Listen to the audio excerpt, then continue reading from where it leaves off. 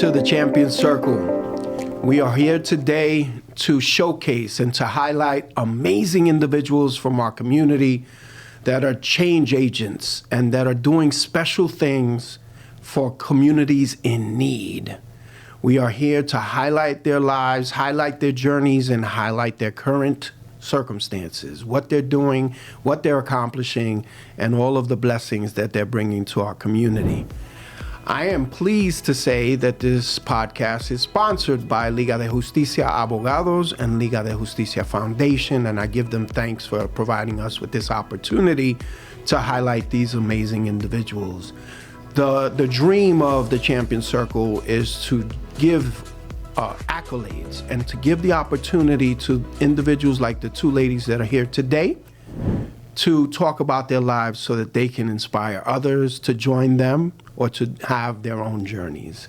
So I am pleased and honored to have none other than Astrid. Welcome. Hi, thank you for having me. Praise God. I thank you. I am Astrid Fidelia. I am CEO and co-founder of Stand Up to Poverty. Thanks.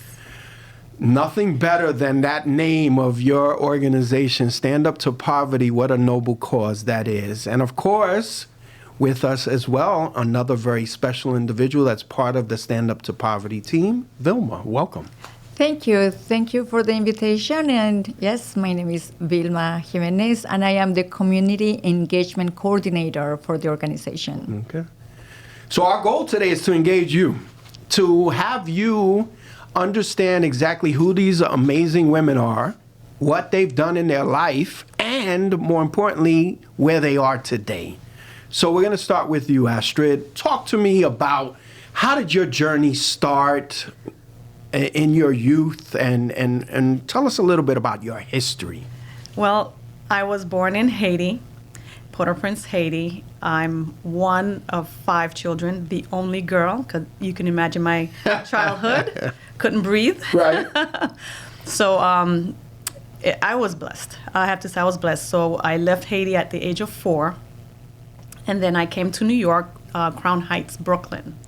And from there, we moved to Laurelton, Queens. Okay. So I, of course, went to Catholic school originally because we wanted to have the Catholic faith. Right.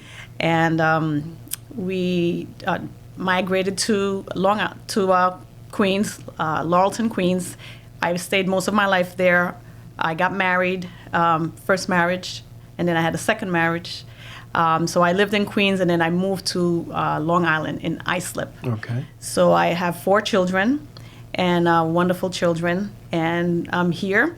I love being in the community, and I've done quite a bit, and I'm all about Christ in me, right, and giving back. Right. So I'm living a purpose-driven life. There you go. It's very important to me because that's when I'm most fulfilled. Okay. So I have a background in real estate. I'm a licensed associate real estate broker with Jones Hollow Realty.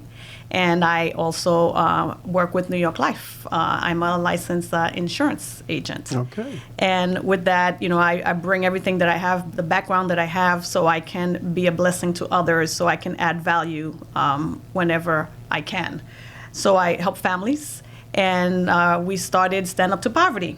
My partner, Jean Alfred, and I were invited to Haiti back in 2018, and we just hit the ground ever since then. We were invited by Stony Brook, PA students, and I was doing health fairs back when Obama was president, and the Obamacare inspired the healthcare. So at the time, I was president of the Haitian American Political Action Committee, and we were engaging the community to educate them. And so I figured, you know what, there's a lot of Haitian people that are not privy to all the rules and regulations and how they should move.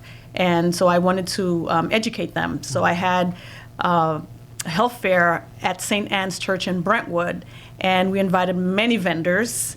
And Stony Brook was one of the vendors. And ever since then, they've attended many of our free community health fairs. And ever since then, we developed a great working relationship, and they knew I was originally from Haiti. So they invited me to go to Haiti during their students' spring break. And that was in March. So for 1 week we went there, and they said it was not sustainable. So I said, well, what do you mean by that? Well, they said, come and see. So when I went, I said, oh my God, this is critical. These people are dying. They have a choice to make every day. Either they have a plate of food they eat, or they can go and see a doctor, and you know what they choose. They need to survive, so they choose the plate of food. Right. So the poverty is extreme in Haiti.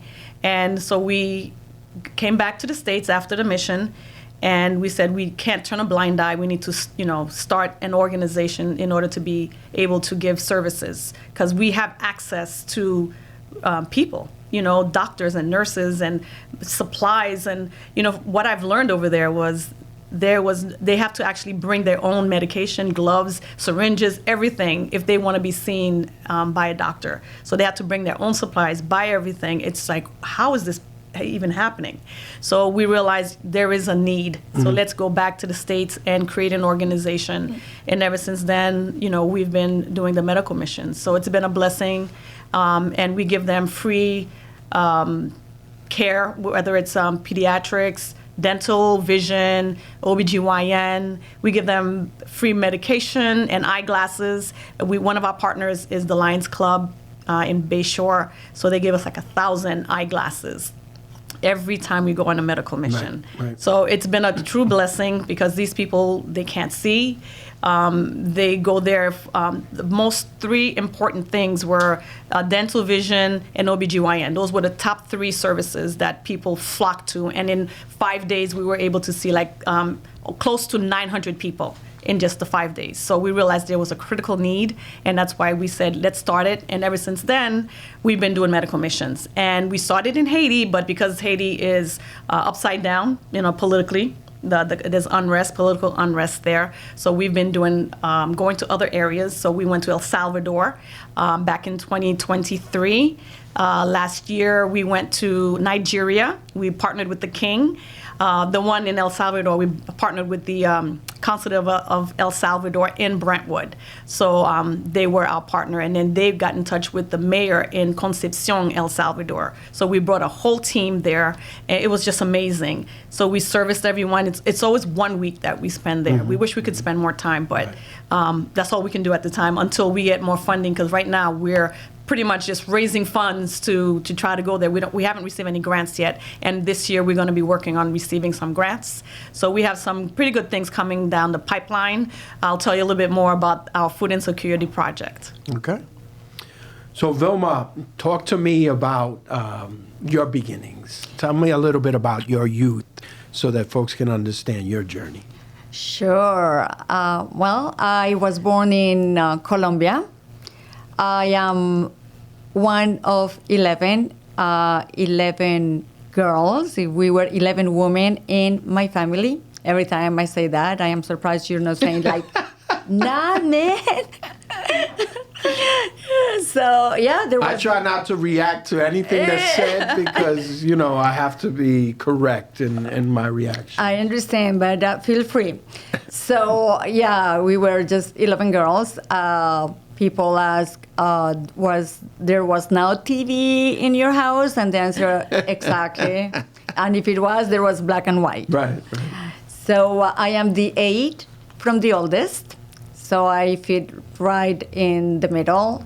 And that explains my personality, which is independent. And wherever I want to go, then I go. If I put my mind into it, then it will be accomplished. Okay. Being in Colombia, my father he wasn't a real estate agent or an engineer, but he was building houses, and he had made the living in just on his own. So he was pretty much an entrepreneur himself. At one time, he had rented this house to an American.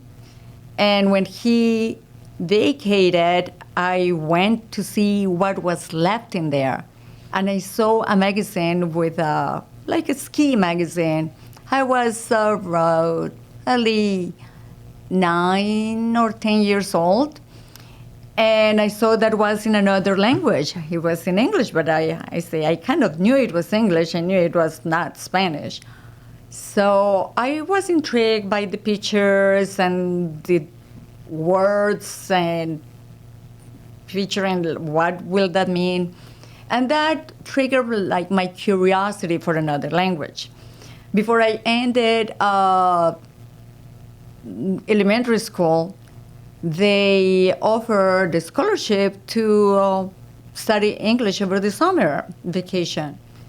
And just to get out of the house and take a walk and away from chores and stuff, I'll say, I want it.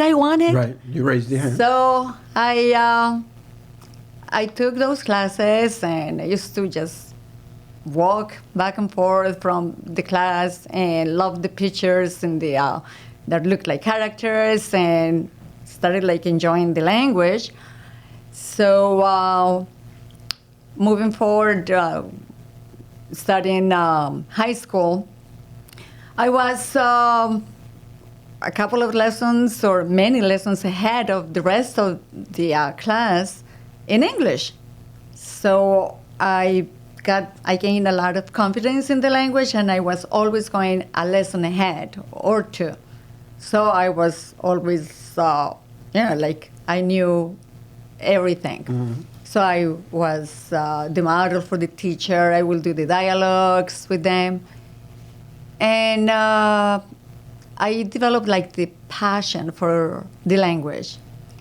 Then going into high school, around 8th grade, my English teacher, which I remember his name still, Silvio Londoño. Okay. I will not, I mean, I can almost see his face.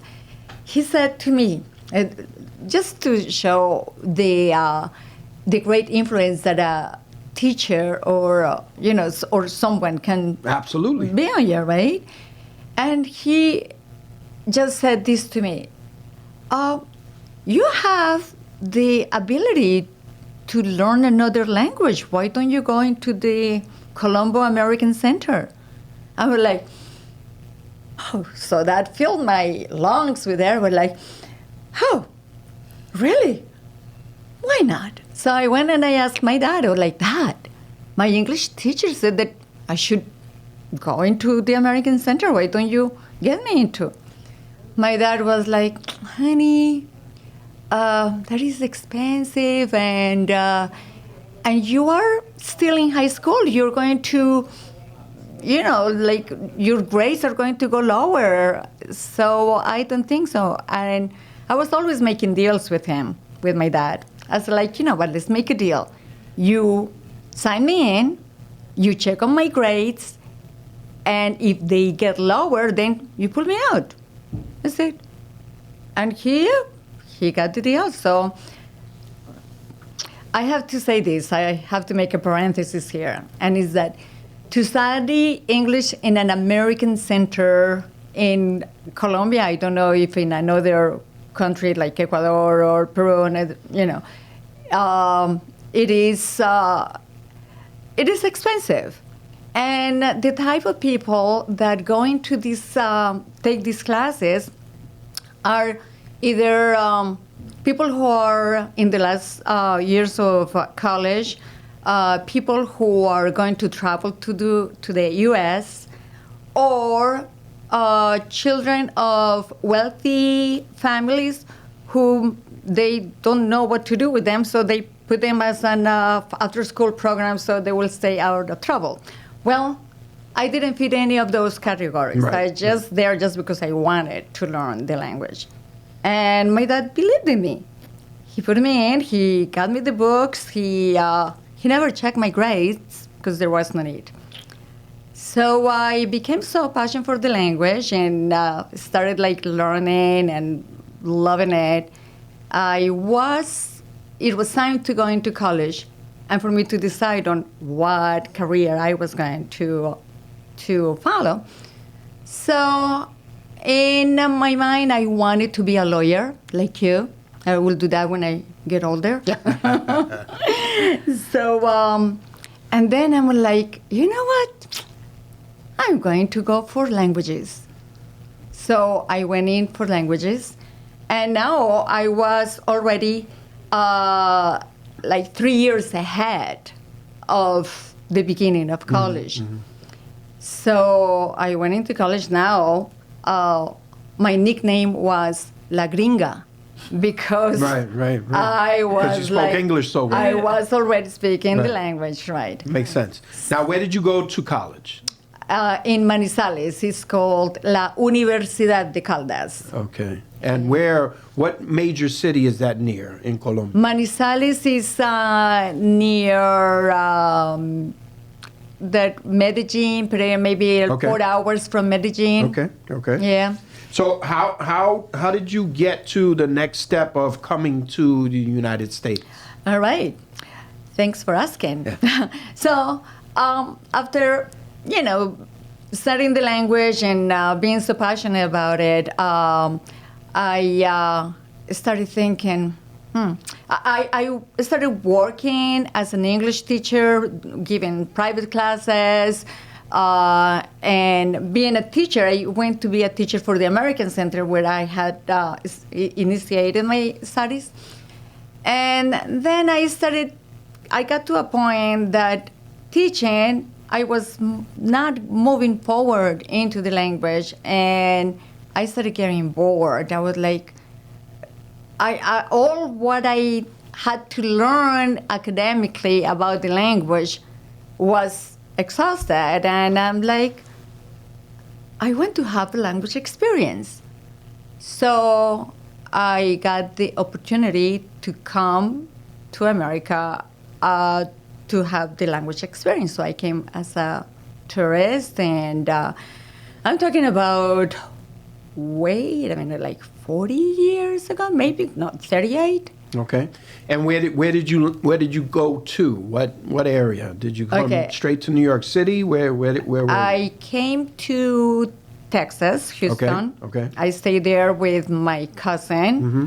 I had a couple of funny, interesting experiences Right. there. Very interesting. I will be part of a book. I will be. Yeah. Texas is a different culture for sure.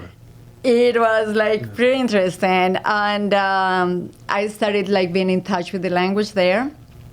Then from Texas, I moved to New Jersey, as I didn't like Texas. In Texas, it was just like highways, and I am coming from a place where you will go out and you will see buildings, cars, people. I will go for a walk, and there's like nobody, so it was kind of Right. like, not my style. Okay. So I had some friends in Jersey who were waiting for me. So, and they were asking me to come. So like, yeah, why not? So I had that adventurous heart in me. So I went to Jersey. In Jersey, I learned how to drive. I got my driving license. Back then, it was just so easy to take a license. And yes, I got all these documents with my passport and bank account. So I was able to get like a non-working Social Security, and then got a little job. And then I had an extension on my tourist visa. For like two extensions. So I was here like for a year and a half, like from extension to extension. I was like, okay, as far as they gave me an extension, I will stay. And I started having the language experience that I wanted to have. And then I met my daughter's father. Okay. So I got married. Right. Okay. All right. Excellent. So, Astrid, you discussed a lot in your introduction, but I want to go back because I find that so often who we are as we age really starts in our teenage years. Talk to me a little bit about your time in Queens, perhaps your high school years or your college years. What were your passions, and what things did you start then that you realized that you're continuing today? Well, when I was, I guess, let's start with elementary school. I had a very good friend of mine. She was very close, like a sister. I remember how we were very close. It was, our parents were very strict, and she wasn't allowed to go anywhere but my house, and likewise, and I couldn't go beyond the block. I could go down the block to the bodega and get some candy, right. and that's pretty much it. But I lived a sheltered life. Right. I wasn't able to do very much. Okay. I couldn't leave. I just went to school and came home. Right. And it wasn't easy. I had 4 brothers. I'm the only girl out of the 5, and it's like they were my fathers. They dictated what I did, where I went. Couldn't have any boys calling my house. Right. And it was just tough because a lot of boys would try to speak with me, and I would overhear them. Oh no, don't talk to her. She's George's sister, Yeah, or she has she's 4 Ricky's brothers. sister. You know, they would never Right. talk to me, and it was just very interesting. And I wasn't allowed to go out at all with my friends. So finally, I was like 18. And my oldest brother needed a dance partner when he goes out to go dance some compa. It's Spanish music. I'm sorry, Creole Haitian music. And he would take me because he needed a dancer. So I would, dance with him. And they would have best dressed female, because they would always try to bring in the men. So of course I was youthful, and I dressed well. Mm-hmm. So I would always win the best dress, and they would give you $100 every time. So that was like my little side Okay. job. Right. So I wasn't allowed to go out much. And finally, they started trusting, I guess, and then I, started working. I bartended with Red Lobster. My parents opened up a club, and it was in Brooklyn. So I bartended. So I started getting the experience at Red Lobster, and it was quite a bit of an experience because it was always packed.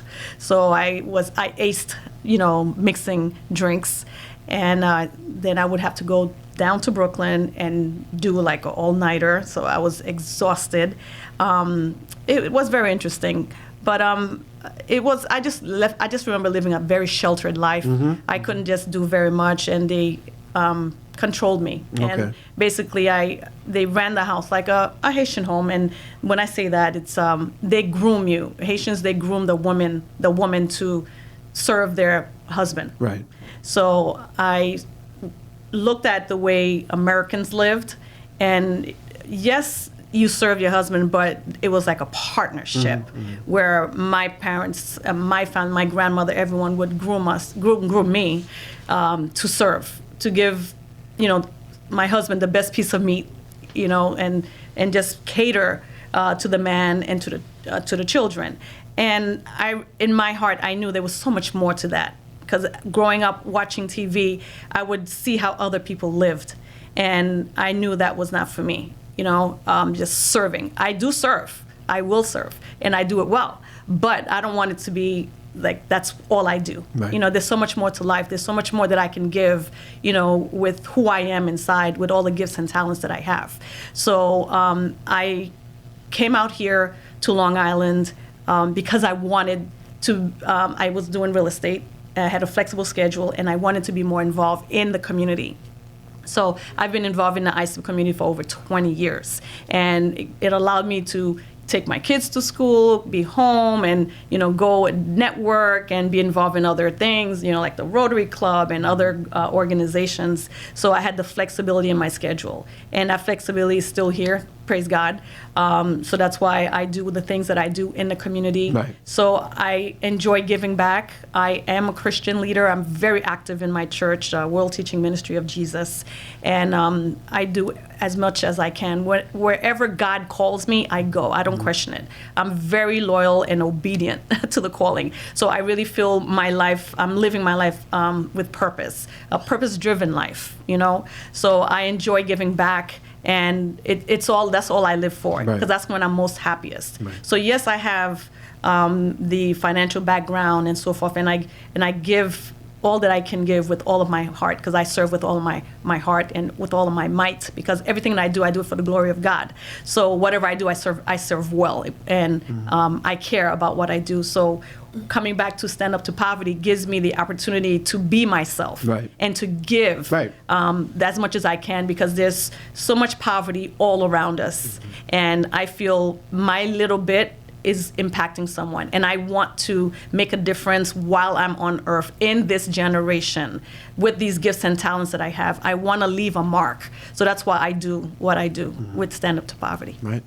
And you are a humble servant. You are an example to so many, including me. And so we thank you for being able to balance, right? You've balanced 4 children. You've balanced a home and a husband, and you've balanced a profession, and you've balanced your service, your community-based service in multiple areas. So that's a tremendous accomplishment. Now, Vilma, you mentioned we left off where you had gotten married, and now you became a wife, and you started your family life.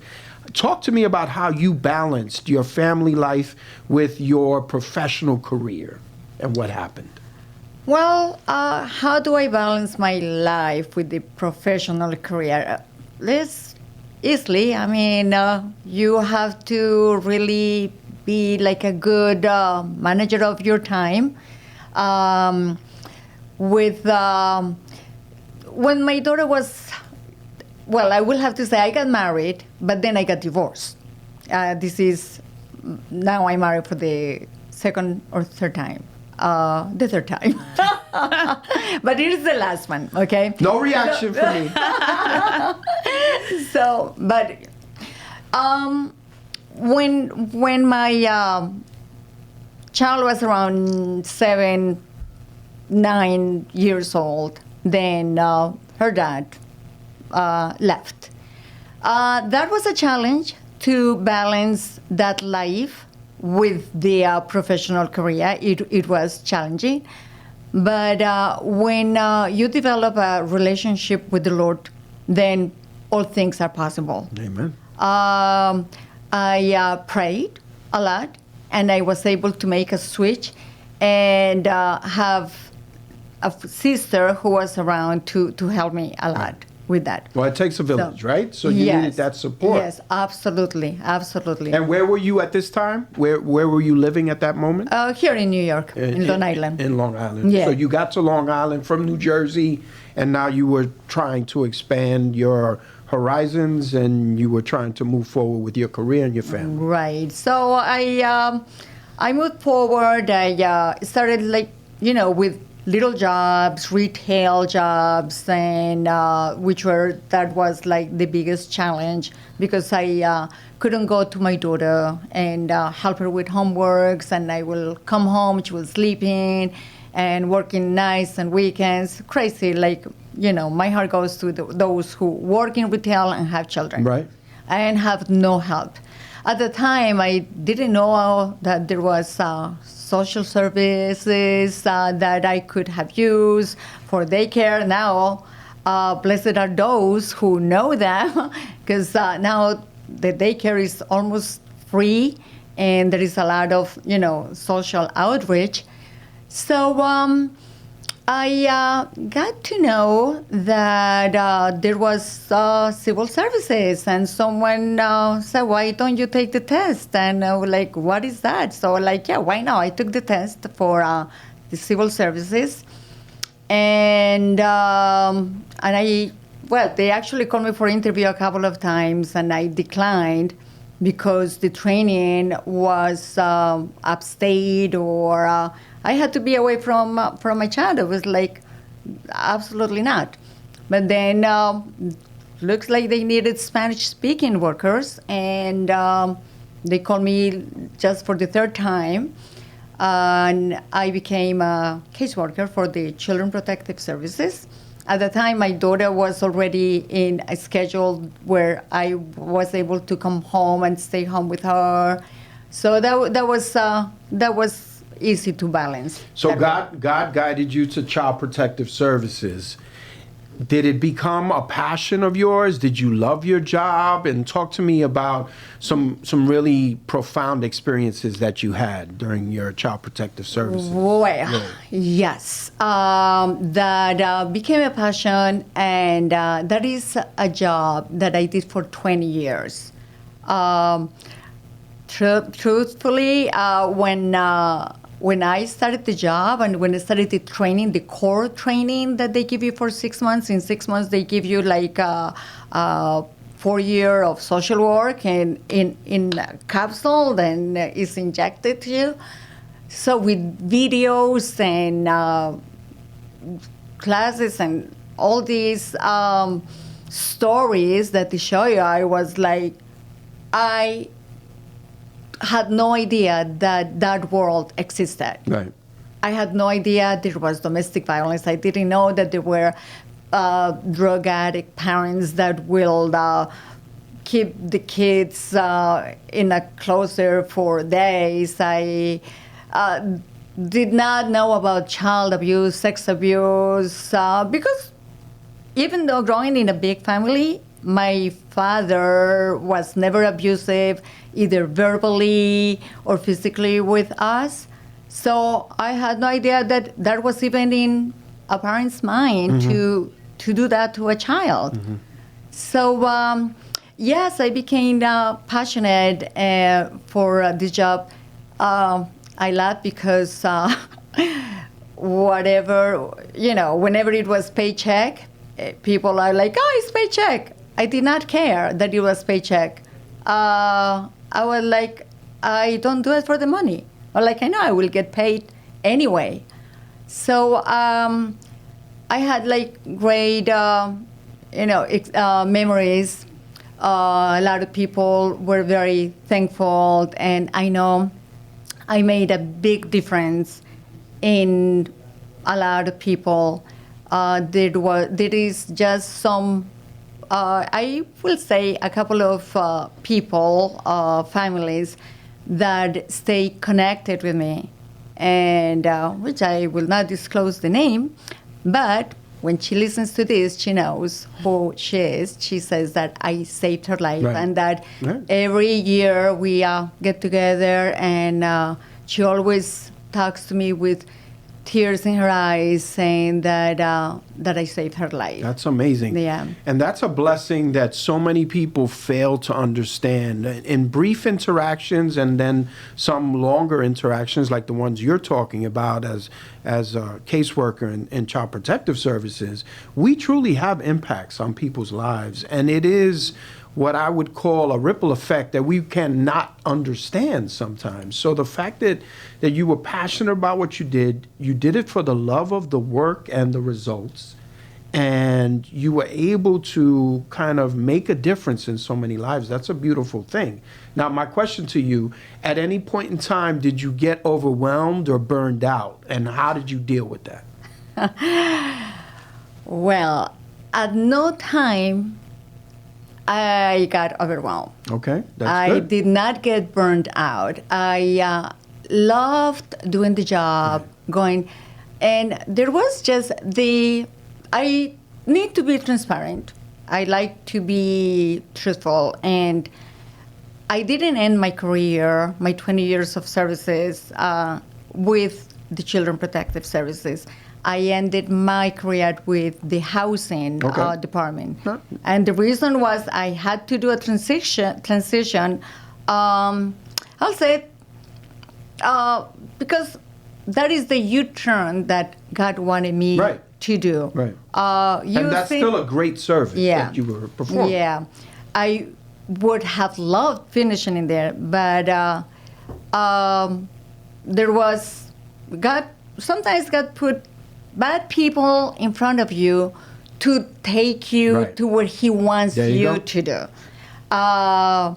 There was like a dark cloud before I left CPS, and it hurt, and it was sad, and yes, I cried.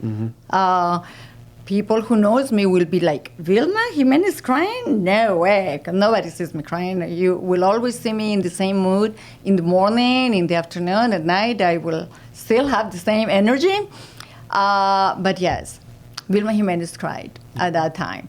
But it was, then I learned, it was because God didn't want me there. He Right. needed me in the other side. Right. And so often we decide that we want to do something and God knows better, right? So God has Absolutely. to force us out of that situation. Absolutely. Okay.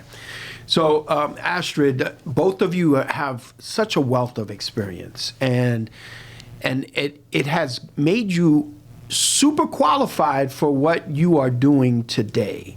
Talk to me about how Stand Up to Poverty got started, why, and the mission, how it came to be. Well, I started saying before how Stony Brook had invited us to go to Haiti. And So at that time, was Stand Up to Poverty it was existing? not yet. It had not existed Not yet. That was in March What, of when you 2018. and when you say us, who did they invite? So it was just me. Okay. And then I invited You as an individual. Individual. Okay. Right. And then so I invited my partner, Jean Alfred, my business partner. Right. And then I brought my two older kids there. Okay. And we had 4 Stony Brook students and 2 professors. So 6 of them came to Haiti, and we organized 20 doctors and nurses. So we had a large team, 50 plus. Had you been back to Haiti since you had left? Actually, I was in Haiti in 2017 with Assemblywoman Kimberly Jean-Pierre. Okay. Yeah, so she had brought some elected officials, senators, assembly people, Right. and some community people, and I was there with my husband Okay. at the time. May God rest his soul. God rest his soul. So we went, and that was back in 2017. So he and I were not back in Haiti until that year. Right. Yeah. Okay. So it was a great experience, and so now in 2018 we were invited to go during Stony Brook, PA's spring break. So And was this a mission that they had on a regular they already basis? had it Yes. planned. Right. And since the Dr. Dimitrov at Stony Brook, she had a close relationship with me, and she knew I was from Haiti, so she invited me and said that it was not sustainable. So I said, well, what do you mean? So Right. they invited us to go and see. Right. And when I saw, I said, wow, we need to do something to bring people care there. Because once you see someone suffering, I grew up in charity. When I say that, I mean my parents, they were always opening their doors for family, friends who had no place to rest their head. And I grew up seeing that. And with my grandmother, my mother's mom, she lived in Brooklyn, and their home was like a safe haven. And many people would just go there. They find something to eat. They don't have any place to sleep. They'll, be there. They were very neighborly, the next door neighbor. They would bring food for each other. So I grew up tasting what it's like to be a good neighbor, to care for one another, babysit the other neighbor's child, and so forth. So this is what I know. And when you have that type of upbringing, it's so refreshing because, it's wholesome. It's kindness and it's love, opening your heart to others that are less fortunate. And I remember one time where my dad and my mom took me grocery shopping because they wanted to buy some groceries for a friend of his who lost his job. And so we shopped for it. So I actually went through the motion. And not that they're saying this is what you do when someone is down and out, but I lived it watching them doing it Right. in action. So that was love in action. Right. And we went to their house and offloaded the bags of groceries, and they were so grateful and thankful. And, I look back and I said, you know what, God forbid I'm in that position. I would love for someone to be able to help me. Right. Just give me a hand up just so I can get back on my feet. So I witnessed, these things through my parents. Just they would live like a loving kindness, they would just be kind to other people. And witnessing that, I thought that's how everyone lived.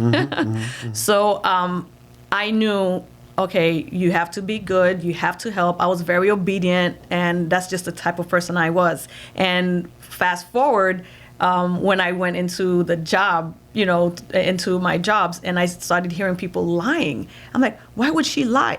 I lived such a sheltered life. I didn't know people lied. It's like unheard of. Right. But I woke up quickly. Right. So just living that sheltered life, it made me very, how do I say, naive. But I learned quickly. At least I'm a quick learner. I'm very ambitious, and I always want to get ahead and always be better. So those experiences molded me to be who I am today. I'm still very charitable and loving and kind and trusting, but now, I'm very cautious because not everyone, is correct. A lot of wolves in sheep's clothing. Yeah. So now I have the discernment, to sniff people out. So how did you meet Jean Alfred? When I was doing the insurance with World Financial Group, a friend of his brought him to one of our sessions, and I met him through that. And he was a real estate investor, and because I also have the real estate background, we were working and doing things in real estate. And talk to me about the first conversation you and he had about creating Stand Up to Poverty. So when he went to Haiti, and we saw all the situations and how people are dying and hurting. And, I saw this woman, she had plaque psoriasis from head to toe. Her skin was so scaly. She has never seen a doctor before. And her skin, her head, her face, I was like, oh my God, this is like lizard skin. I'm like, how can somebody live through that? And there's so many cases, a lot of girls, young girls with vaginal infections and so forth. And I realized, oh my God, this is real. I could imagine, being in a country, there's no sanitary napkins, they don't go to school, and there's a lot of infections. And I'm saying, oh my God, the simplest things here in America, we take them for granted. And here are these girls going through this, and most of them are seeing a OBGYN. Because of those issues. And so many other people were seeing dentists and ophthalmologists because of those, they had issues with their eyes, they're pulling teeth, they had so many problems. And the problems were so severe, they waited to the very end because they're not going to go and pay, they don't have the money to pay.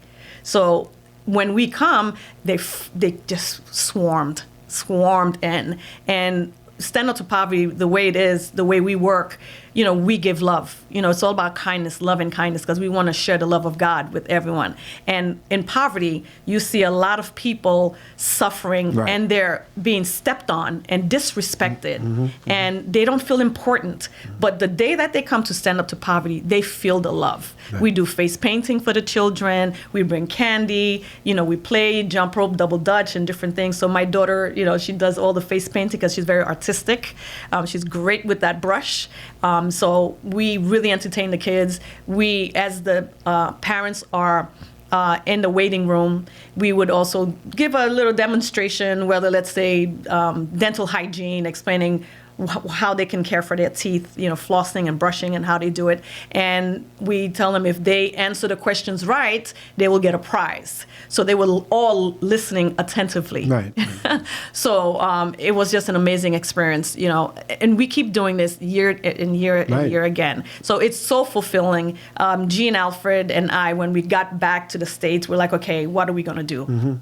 So I had him, my oldest son, Jonathan, and we all came up, with this organization. My son came up with the name Stand Up to Poverty. So we're sitting down trying to figure out the name.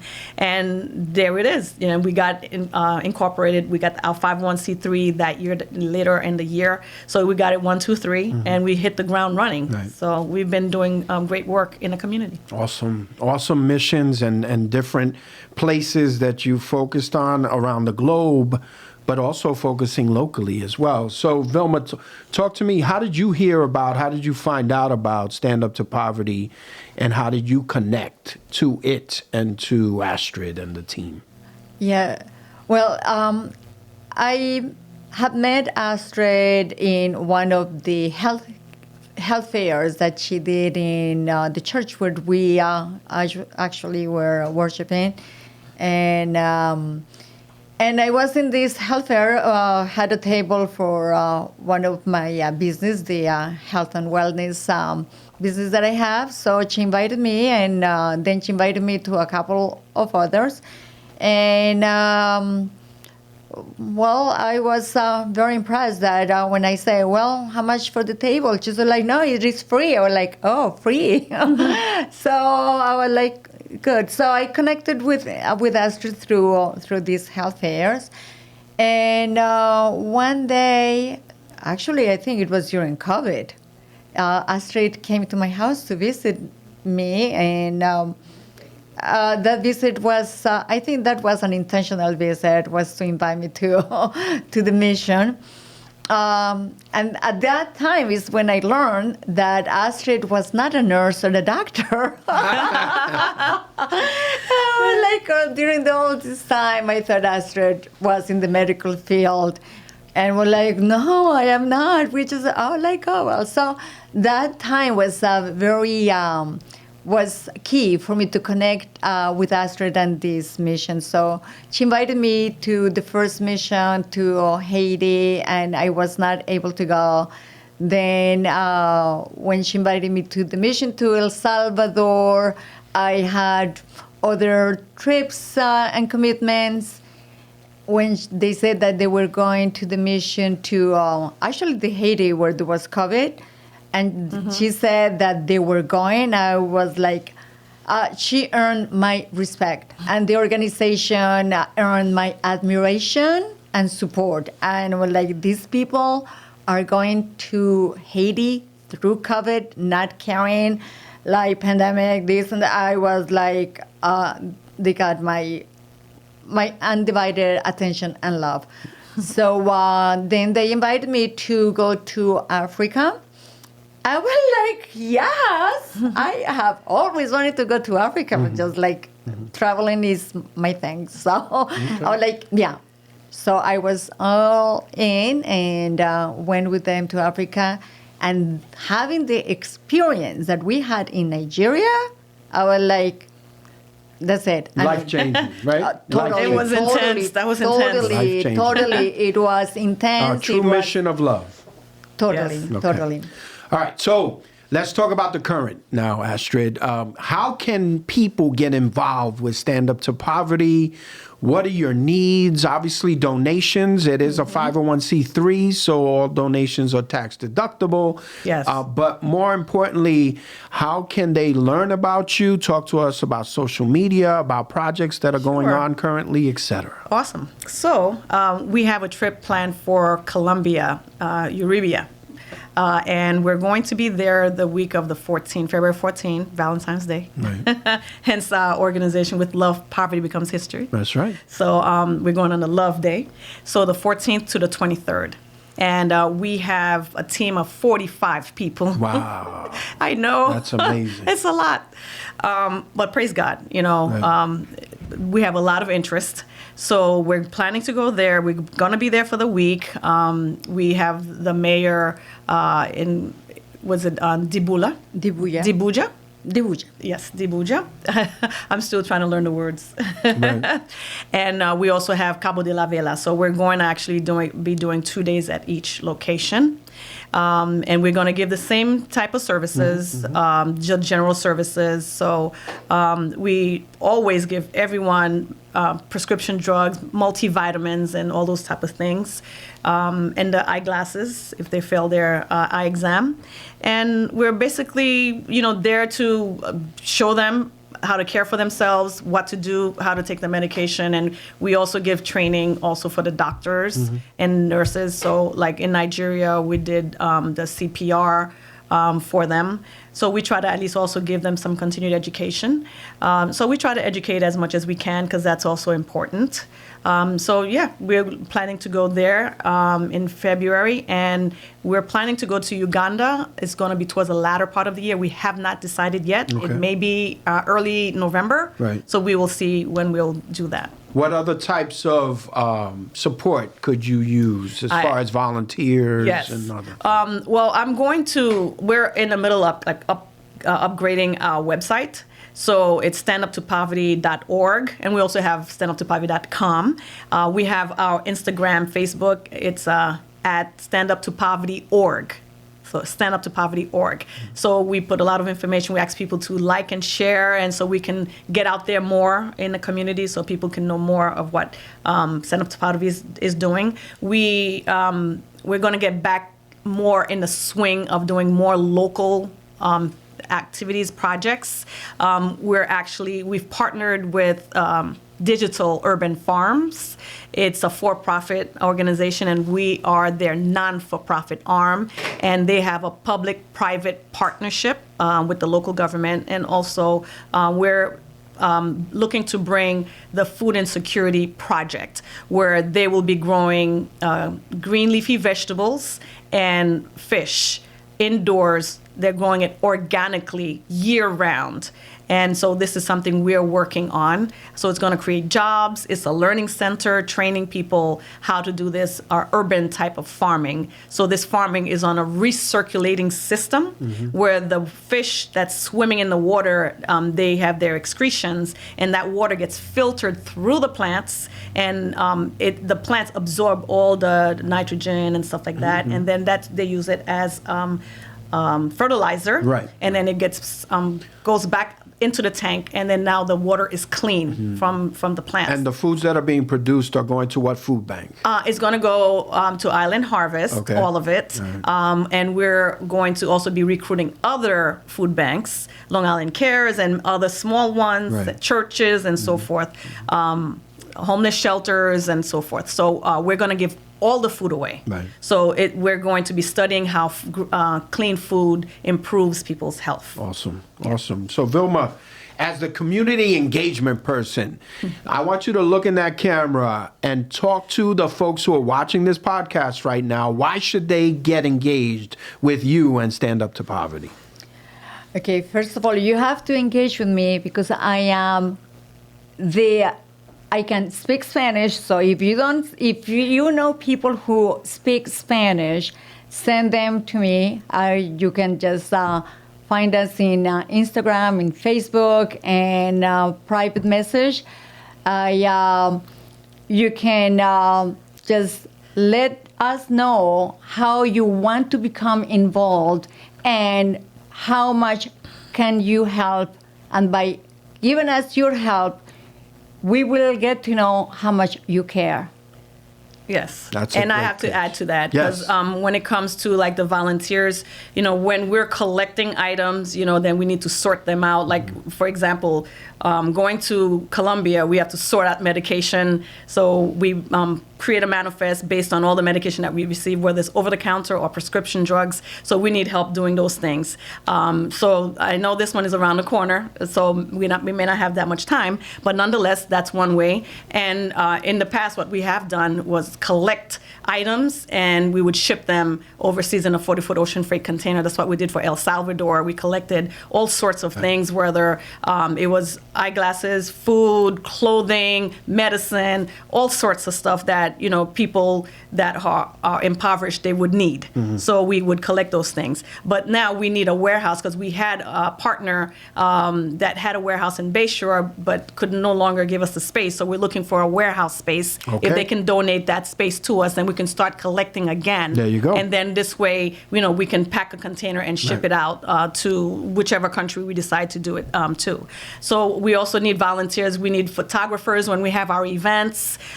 We need graphic designers to help us with our websites. We need social media experience, whoever's good with social media, with Instagram, Twitter, Facebook, TikTok. TikTok is going to be going, right? Yes. So my daughter makes fun of me. She says all those other social medias are for old people. So TikTok is expanding and truly youthful. So we need help with the social media. Right. We need help with the website. I'm actually looking for a CFO. We're looking to bring a CFO on the board.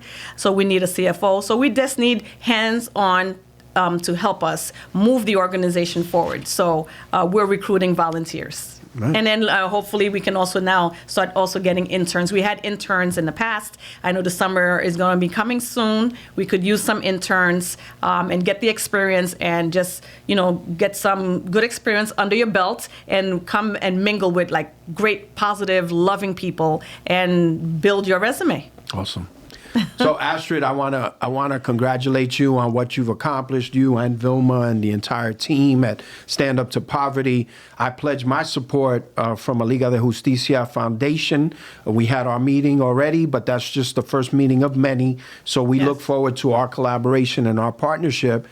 But I want to tell you both that we believe that you are part of our chosen family. Thank you. And you are true champions in the community, so we Thank you. congratulate you for everything that you're doing. Yes, so thank you so much. And if anyone wants to donate, they can always go to our website, standuptopoverty.org. They can make a donation there, or they can contact me or contact us through instant message, Instagram, Facebook, whichever way, or my email, and it's afidelia@standuptopoverty.org.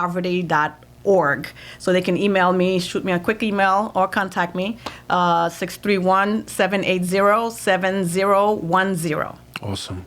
Thank you. Well, on behalf of the Champion Circle, we thank both of you for your mission of love. We thank both of you for leading and directing, but also following and doing the things necessary that God is asking you and calling you to do. We here at the Champion Circle believe that you're both champions. And we also want to thank Liga de Justicia Abogados, the Liga de Justicia Foundation, for supporting this program that allows us to highlight people like Astrid and Vilma. So on behalf of the entire team here at Conexcion Latina, the Champion Circle, we thank you for tuning in, for listening to Astrid and Vilma's journey, and we ask you to continue to tune in, but more importantly, to get involved with great organizations like Stand Up to Poverty. Thank you.